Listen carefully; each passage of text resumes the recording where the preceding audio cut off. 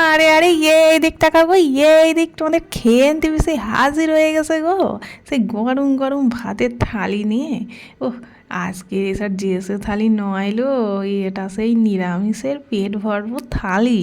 প্রথমে সাদা গরম গরম ভাত, যাতে কিনা হাত পড়লে হাত একদম মনও উষ্ণ হয়ে উঠবে গো। আর প্রথম পাতে নিয়েছিলুম বিনস ভাজা, সবুজ সবুজ জিনিস দেখতে বেশ ভালো লাগে।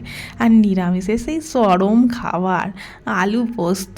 আলু বলে নরম আর পোস্ত বলে নেশা, দুজনেই একদম ক্রাইম পার্টনার। তো যা করে করুক, ক্রাইম করুক আর যাই করুক, নিরামিষ থালায় না থাকলে যে ভাল লাগে নে।